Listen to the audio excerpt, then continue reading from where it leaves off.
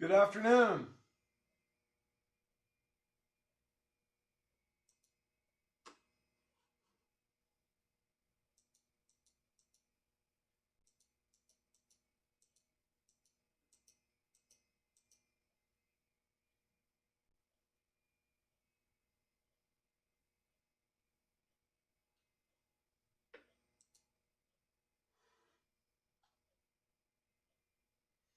All right, looks like everyone's here. Good job.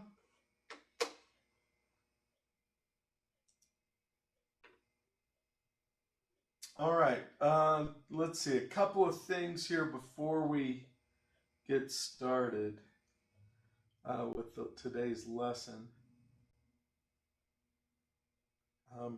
Okay, so I want to talk about a couple of extra credit pieces here. So the first one, it's not available quite yet, this course improvement survey, but you'll see it right before the very first chapter that we did this semester. And so it'll say course improvement survey spring 2019.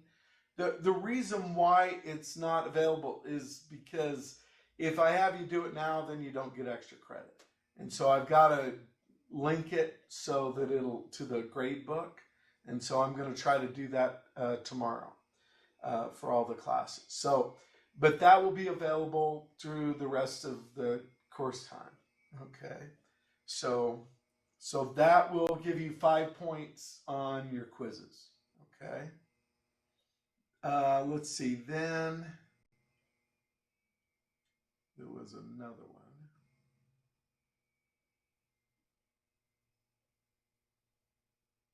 Okay.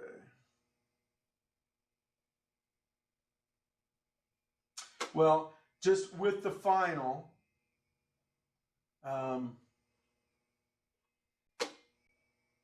in the bottom section with the final exam, what you're going to see is this extra credit of evaluation. And so this is going to be similar to what we did last semester. So again, the link is in the final exam section. It's actually the only thing that you could probably see there now. But there, again, the evaluation essay is for 5 points on your final exam. All right, and so there you can comment on anything in the course, lectures, teaching style, book, tests, quizzes, guided notes, the Moodle, anything on the Moodle, the how I post the notes, the videos, whatever. I do want you to tell me what I'm doing right, what you don't want me to change. If you were the teacher, what would you do differently? And then the other part that I guess it didn't say when I typed this up, but the other part is if you didn't get the grade you wanted, what could you have done differently? Okay. So that's kind of a new thing. I actually had a couple of people do that last semester, and I thought some of their comments were very, very valuable to me. Um, so um, anyway, so that's kind of what I want. You can send it to me by email to my web address, and it's due Thursday, May 9th at midnight. So that's the last night of the final, and you can turn it in before, but that's the deadline because I've got to on Friday, May 10th. That's when I'm doing grades. Okay. So one full page, normal font, normal margins, double space, just like before. Okay. Any questions on that?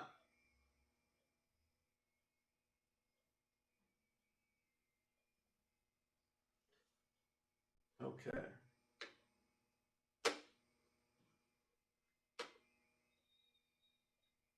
All right. Well, let's see. What else?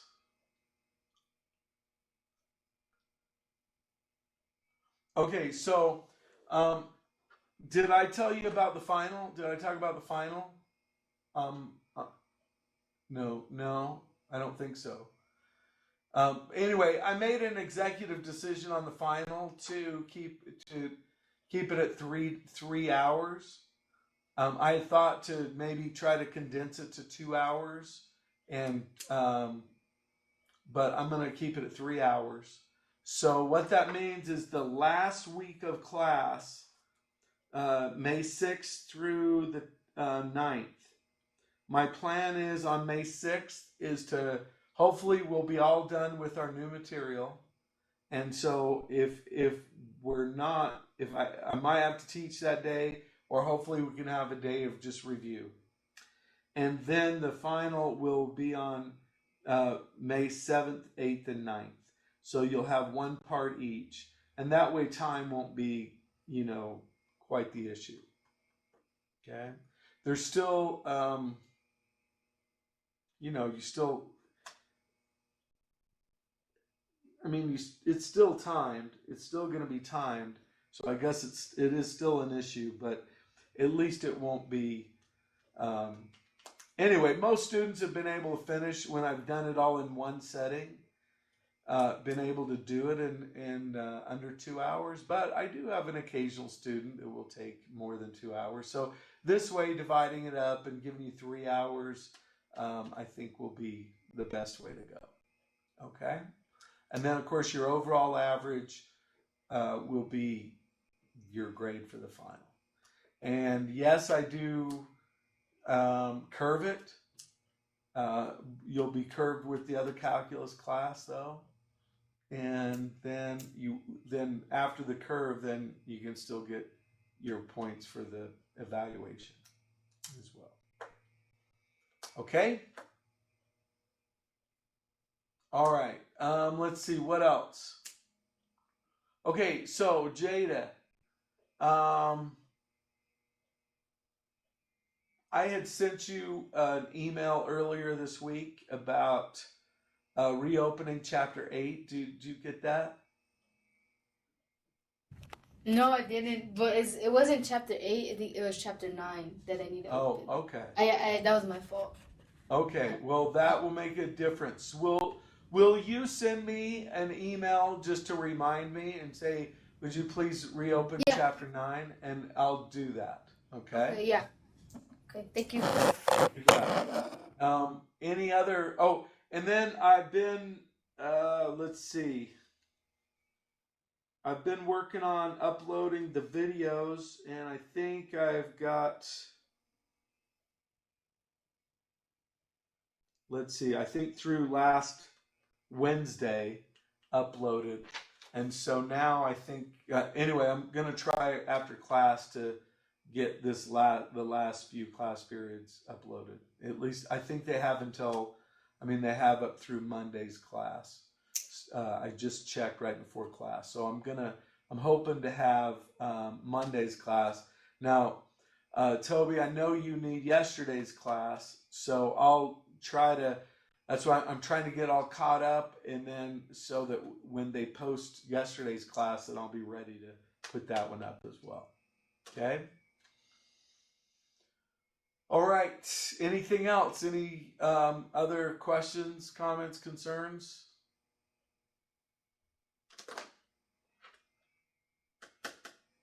Okay.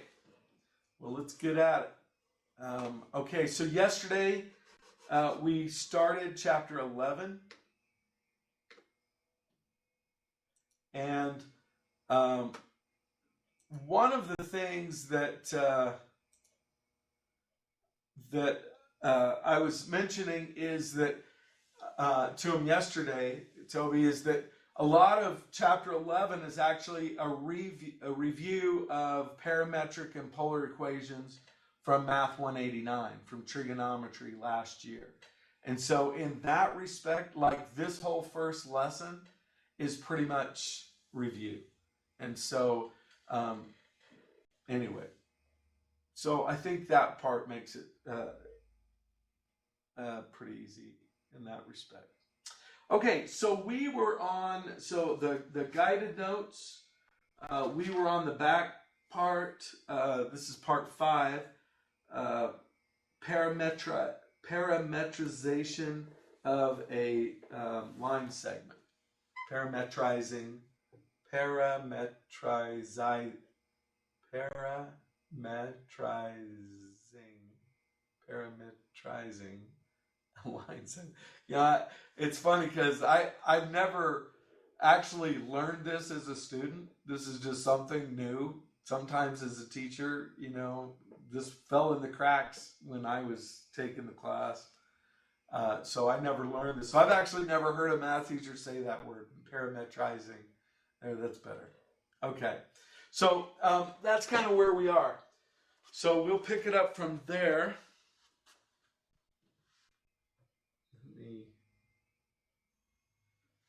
Okay. All right. So this is the process of finding the parametric equations. Okay. Now, what I'm going to show you is actually the easiest way to do it. There's a lot of ways to do it, but I'm going to just show you the easiest way. Okay. So to get the parametric equations, the first step is you choose x to be t. And then the second one, you plug in x for t to get y. And so this easiest way to do it is called the natural parametrization.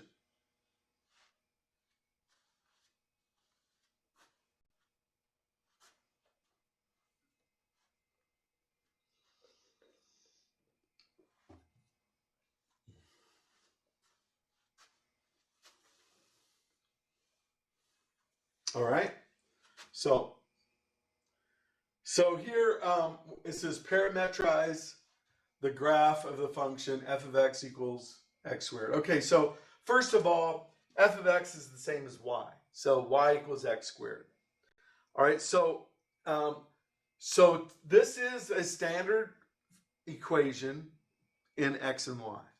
So what we want to do is introduce a third variable, t, the parameter. And so what we do here is we let x equal t. Now, you could let x equals t plus 1, or x equals 2t, or the x equals t squared, or x equals the square root of t. It's just that makes it harder. So the easiest one is just to always let x equals t. Then you substitute in place of x, substitute in t, and so you get y equals t squared. And that's it. That's your pair of parametric equations. Okay? So it's two variables in terms of a third variable. All right? Okay, so let's see. All right, so go ahead and let's try practice 5.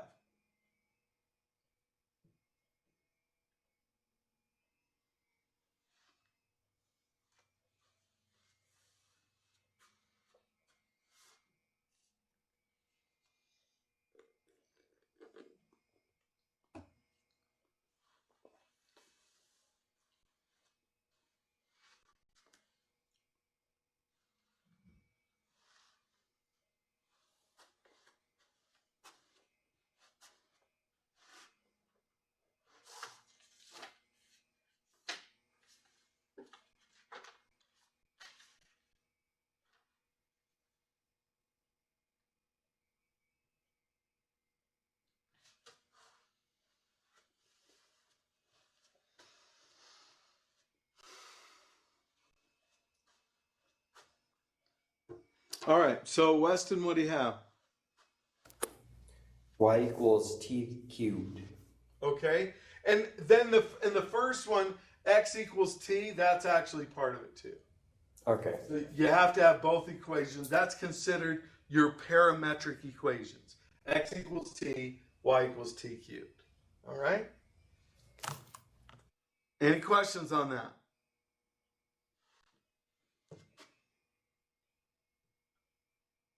All right, now we're going to do parametrization of a line. Now this is a little bit, the last was almost trivial. This is a little bit tougher. So we start off with the Cartesian equation of the line. So y equals mx plus b, that's the slope-intercept form of the line. And y minus y1 equals m times x minus x1, that's the point slope formula of the line. So we'll use one of those.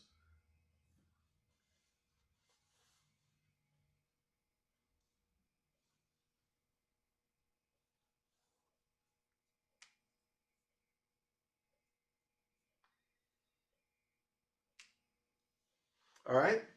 So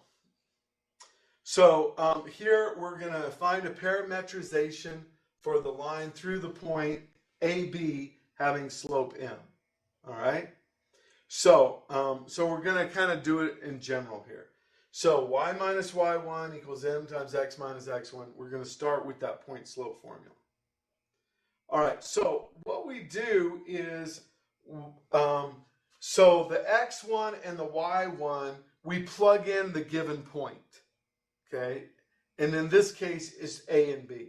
So we're going to plug in a and b in for the x1 and y1. Now, whatever we have here in parentheses, that's what we let t be. So let t be x minus a. All right? So then y minus b is equal to m times t.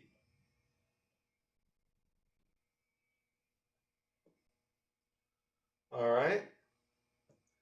So then y equals mt plus b. And then solving this one for x, x equals t plus a. So this is my parametric equation. So this one is solved for x, this one is solved for y. All right? So,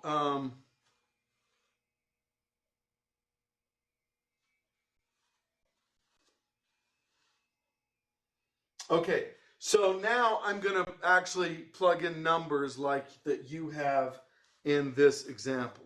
Okay.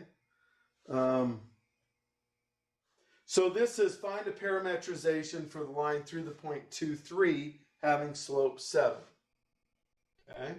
So if we can actually just use the result here and say y equals, okay, the slope m times t, so 7t plus the b coordinate 3, and then x is going to be t plus a, the x coordinate. So x equals t plus 2. All right, so see if you can do practice 6.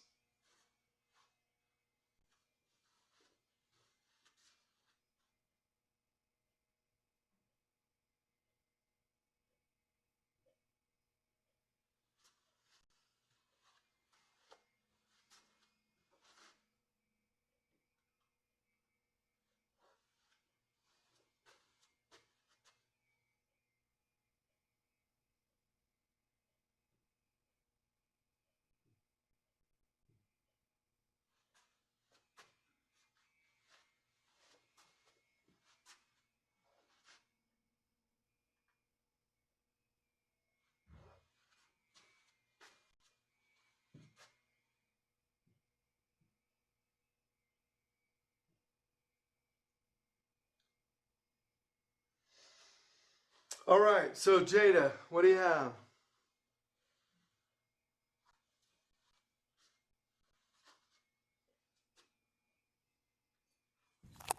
Okay, I have y equals 4t plus 1 and x equals t plus 3. Yep, that's it. All right, any questions on that? All right, good.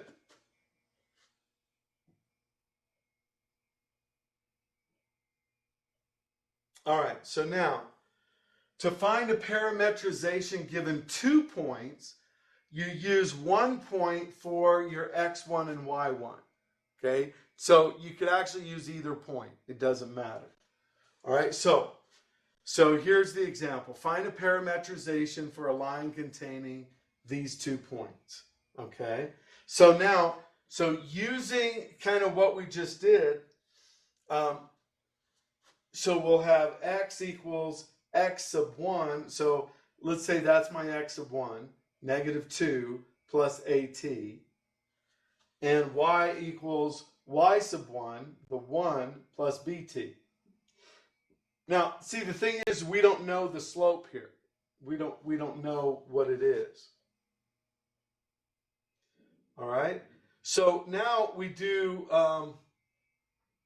the second one.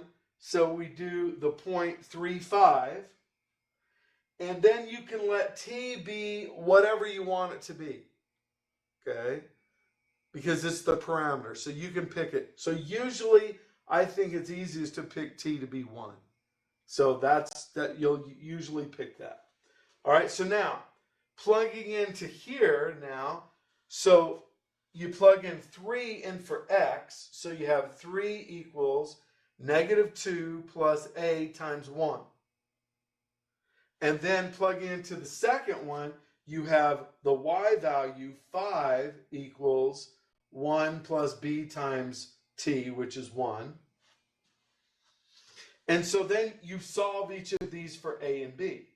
So here you get a is 5 and b is 4. All right, now you take those values and plug them back up here for your final answers.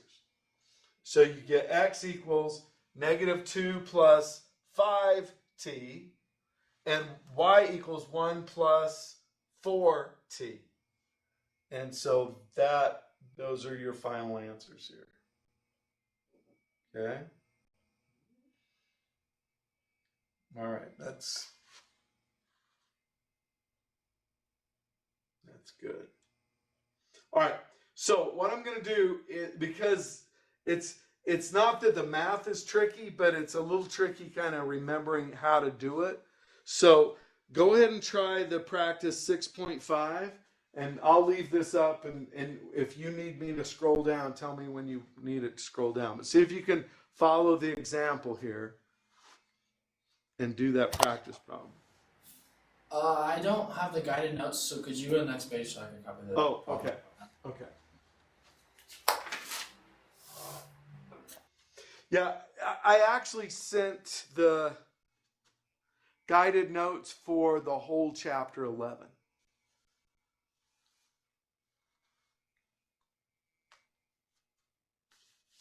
But thanks for letting me know.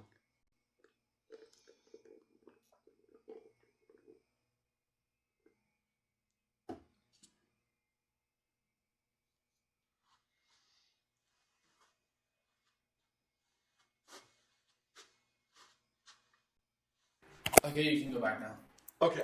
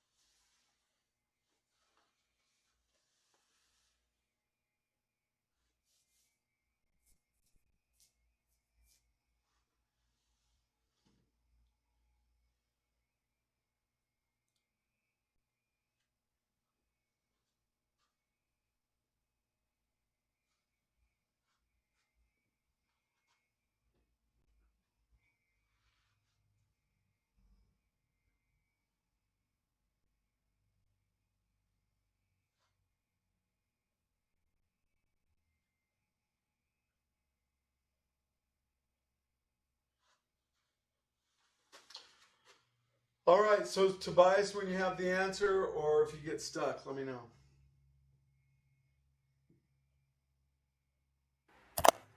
Okay, I got x equals 1 plus 3t and y equals 2 plus 5t. X equals 1 plus 3t, y equals 2 plus 5t. Perfect. Okay, beautiful. Any questions? All right, well, great job. Any questions at all on 11.1? Because that's it for 11.1. So Tobias, when you look at the video, if you have questions on it, you need me to re-explain something, don't hesitate to ask, okay? All right. Well, let's go ahead and go on to 11.2.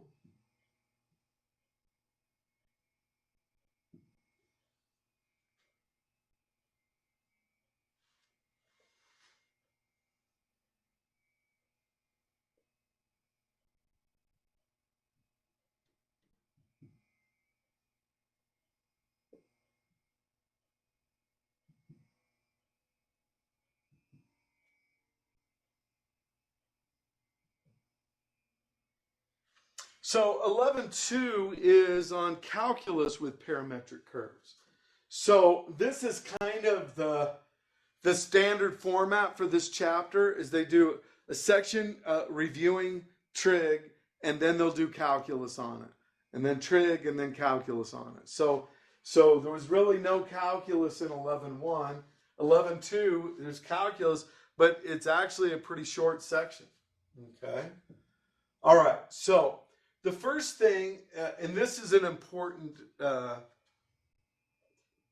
very important formula, and it's how to take the derivative of parametrically defined functions.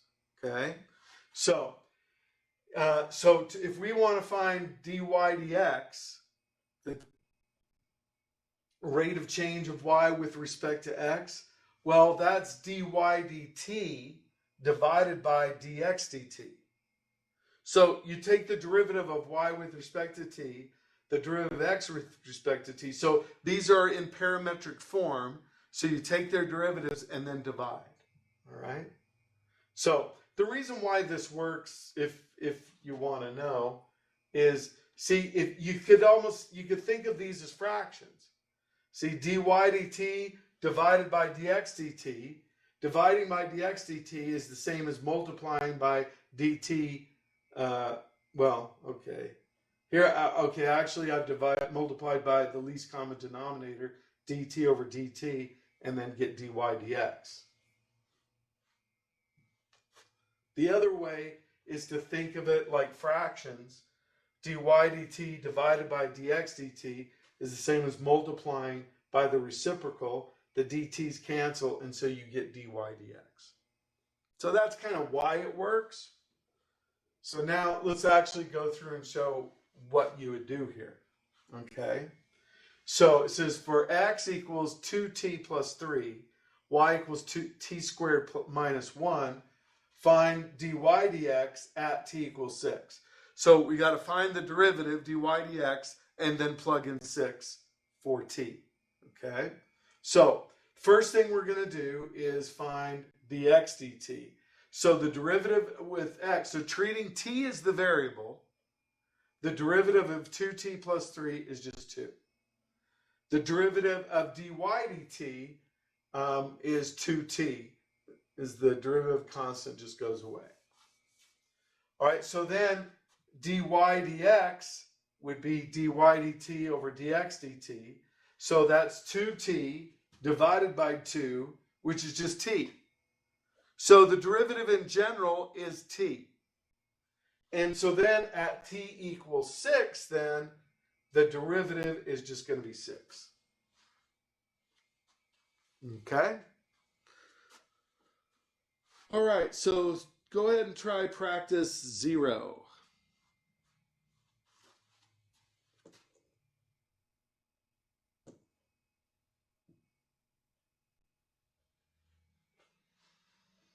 So, Tobias, is Miss Townsend there today? Yeah.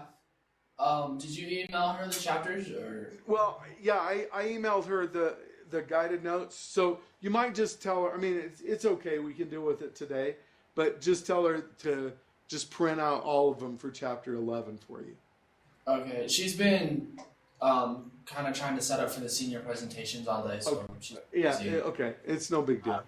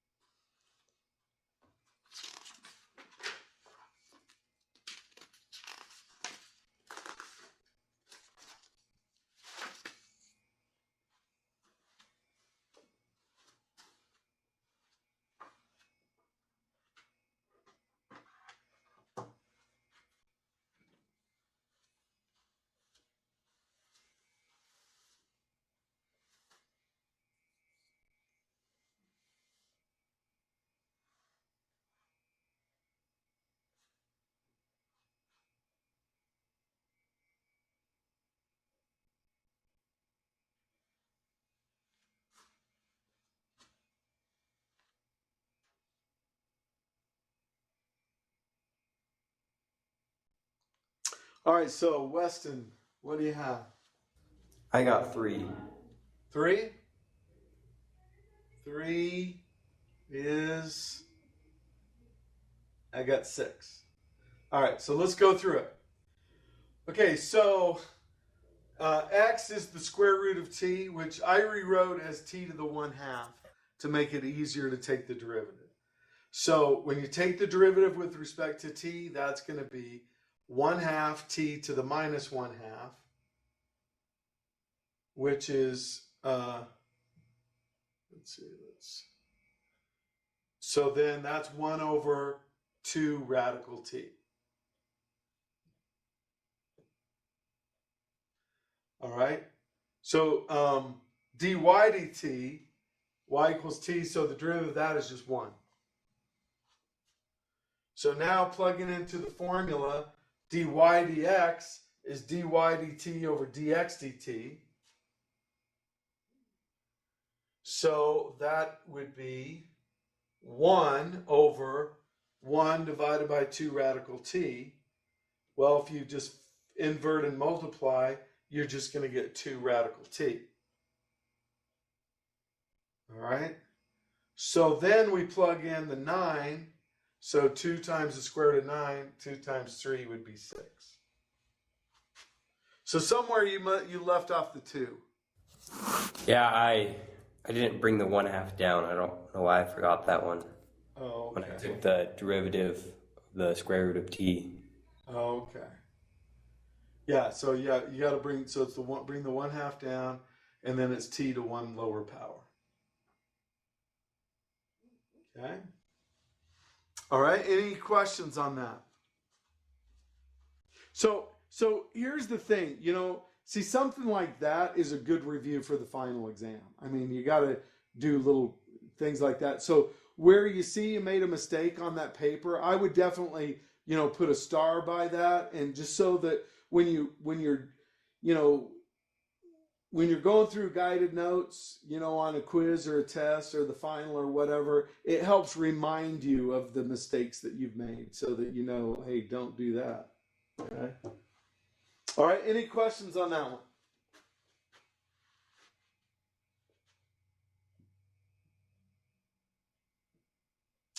Okay. Slope and tangent.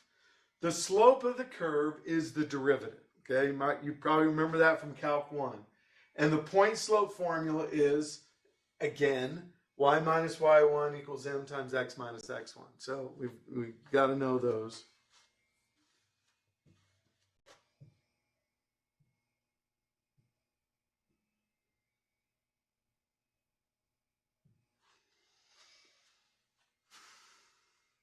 Okay. All right. So this says find the tangent to the curve, x equals secant t, and y equals tangent t. And we're going to say that t has to be between negative pi halves and pi halves. All right. So what we're going to do then is, so here's the point, radical 2, 1, and t equals pi fourths. Okay. So then to get the slope of the tangent is the derivative. So to get the slope of the tangent, that's dy dx. So that's the same formula we've been doing, dy dt over dx dt. Well, so dy dt, so the derivative of tangent t is secant squared t.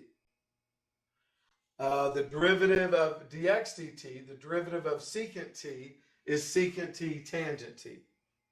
So here you can cancel one of the secants, and so you're left with secant t over tangent t. So that's the derivative, that's the slope at any point. Okay? So now to get the slope at pi fourths, we're going to plug in pi fourths there. So at t equals pi fourths,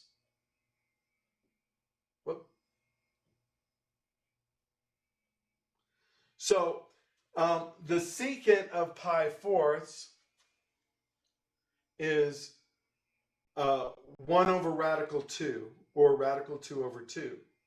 So, the cosine of pi fourths is radical 2 over 2, or 1 over radical 2. So the secant of pi fourths is just going to be radical 2. The tangent of pi fourths is just 1. So when we simplify that fraction, we just get radical 2. So this is the derivative at any point. This is the derivative at that particular point. Okay, so that's the slope of the tangent. So now to get the tangent line, or the equation of the tangent, that's where we're going to use the point slope formula. So we say y minus the y value 1 equals the slope m, radical 2, times x minus the x value, which is radical 2. And so you could either leave your answer like that, or if you wanted to distribute and combine like terms and put it in slope-intercept form, it could be like this. Sometimes the answers will be in point-slope form. Sometimes they'll be in slope-intercept form. So you just, to go from point-slope form, you just solve for y and simplify. Okay? All right, any questions on that? Isn't secant over tangent, isn't that equivalent to cosecant? Yeah. Well, let's see. Okay, so secant over tangent. So secant x over tangent x. So secant is 1 over the cosine. Tangent is, let's do it, divide, is sine over the cosine.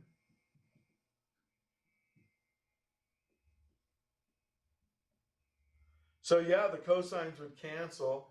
So that should be just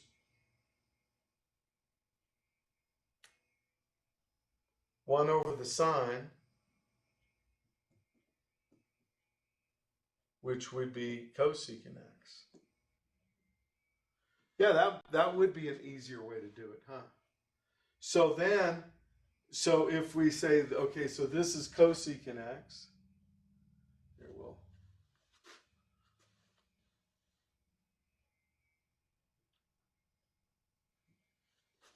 So that's equal to cosecant x. So then if we want to find the cosecant of x, then let's see if we do this.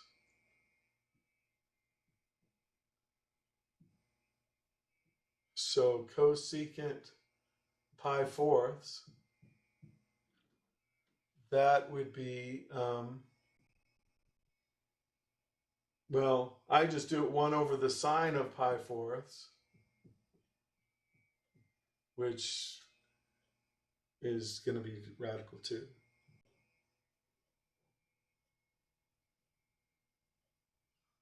So yeah, that's a good, thank you for that, Wesson. I think that makes it a little easier. Okay, so simplifying that. All right. Any other questions or comments? Okay, so let's have you guys do practice 1.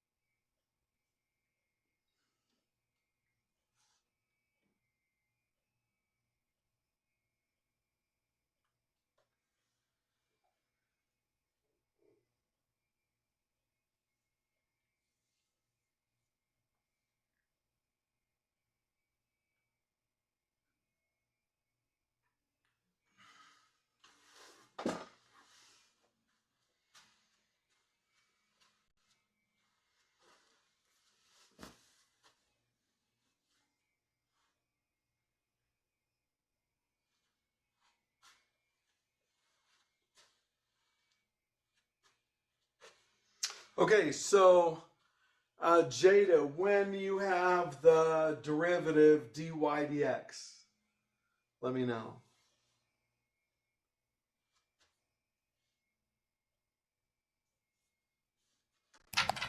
Okay, I got cosine Cosine? pi. Okay. Yeah, like Okay, so yeah, I did the chain. dx dt is so the derivative of sine 2 pi t is cosine 2 pi t times 2 pi. So if you forgot the 2 pi, you got to remember the chain rule. Okay, then the dx dt is the derivative of cosine 2 pi t is negative sine 2 pi t times 2 pi. So we put negative 2 pi sine 2 pi t.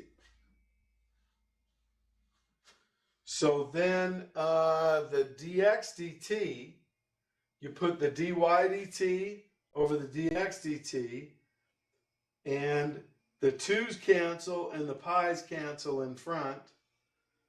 So you get sine 2 pi t, well, negative sine 2 pi t over cosine 2 pi t.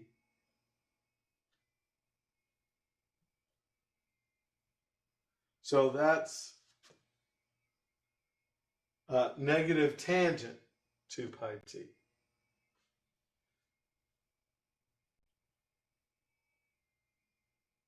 Okay?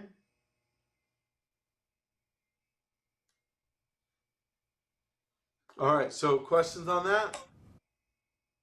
You see why it's negative, Jada?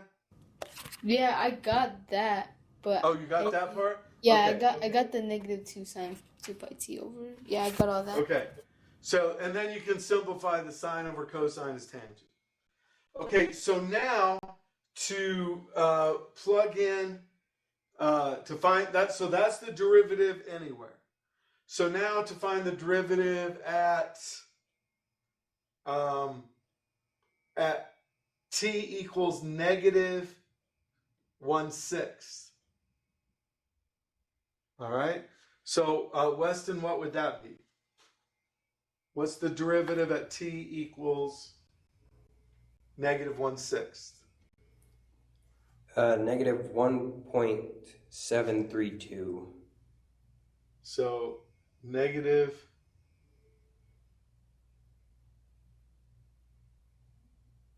I can't tell if that negative's supposed to be there, if it's over here. Let's see, 2 pi divided by 6.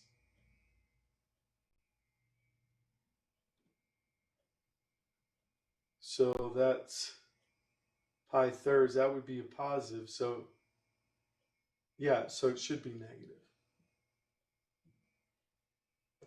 Yeah, this little thing right here is kind of confusing me.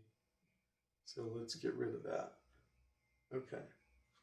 All right. So now, this one is a little different in that it doesn't, to put it into the point slope formula, we need the x and the y, because it's y minus y1 equals m times x minus x1. And we don't have the x and the y value. Okay. So it says at the point defined for t equals negative 1/6. And so to find the x and the y, we have to plug in negative 1/6 in up here to get the x and the y. And so that's what I'm doing here in green, is getting the x and the y value.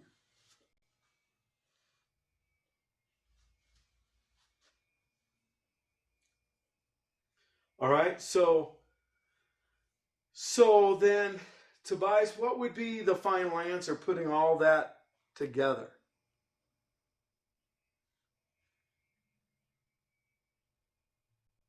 And just leave it in the point slope formula.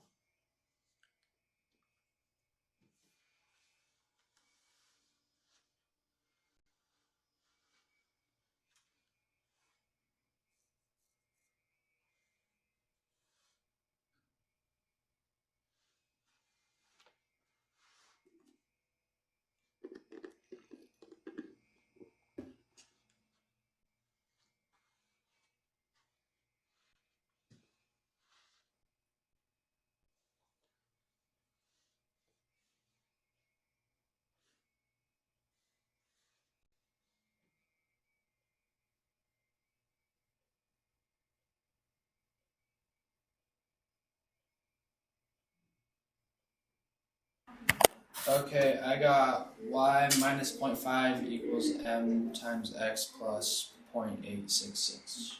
Right, except for m, you can plug this part in. Yeah, sorry. So the derivative, okay? And so you're just plugging everything in. So y minus 0.5 equals, okay, so that should be a negative. So negative 1.732 times x plus 0.866. And you could solve for y if you wanted to, but that's good. All right?